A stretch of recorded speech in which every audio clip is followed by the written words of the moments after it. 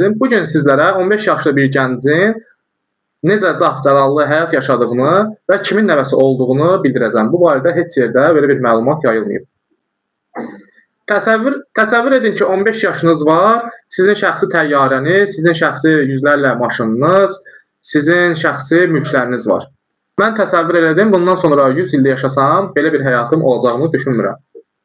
Məlumata keçməmişdən öncə səhifələrimə abunə olmağı unutmayın. Belə bir xəbərlərdən xəbəriniz olsun. Şəkildə gördüyünüz şəxsin 15 yaşı var. Bəylər Eyübovun nəvəsidir. Bu uşaq öz axranları və bahalı həyat tərzi ilə tanınır. Dövlət işçilərinə aid olan maşınlarla bu uşaq gəzir, istirahət edir.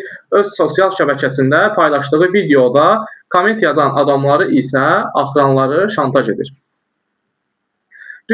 Düşünün ki, prezidentin mühafizəsinin rəisi, nəvəsi əgər belə cəlallı həyat yaşayırsa, digər mühafizəçilərin uşaqları necə yaşayır? Bəylər Eyübovun illərdir artmayan bir maaşı var.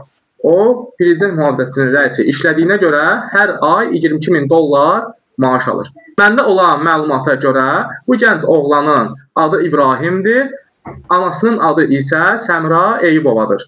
Yəni, Bəylər Eyübovun qızıdır. Xalqın uşağının boğazından kəsib, öz uşaqlarına yedirən bu ailənin oğlu İbrahimin 2 vətəndaşlığı var. Ərəb Əmirliklərinin, digəri isə Azərbaycan vətəndaşlığıdır. 15 yaşlı gəncin Azərbaycanın diplomatik pasportu belə var. Bu pasport yalnız diplomatlara verilir. Atasının adı heç yerdə qeyd olunmur, amma lakin iddialara görə atası Azərbaycanın İngiltərədəki səfirliyinin yanında hansısa müvafiq işləri görür. Sizlərə göstərdiyim videolara baxın, görün ki, xalqa verilməyən uşaq pulunu hakimiyyət ailəsi və onun yaxın ətrafı necə xərcləyir. Bəzi müstəqil medialar Bəylər Eyübovun $160 milyon çox mülki olduğunu bildirir. Dubayda malikanələri var, obyektləri var, Londonda ən bahalı məhəllədə təkcə 3 iri malikanəsi var. Bunların hər birinin milyonlarla dəyəri var. Bu hələ prezidentin mühafizəsinin rəisi, düşünün, diktator İlham Əliyevin milyardları, trilyonları var. Xalq uşaq pulu istəyəndə bütçədə pul olmur, qazi isə halal pensiyasını istəyəndə pul tapılmır.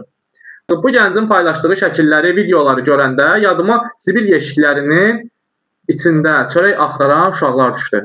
Hər kəsi dinc etirazlara çağıran, demirəm 100 minlərlə adam meydanlara çıxıb bu hakimiyyətə qarşı etiraz etsin.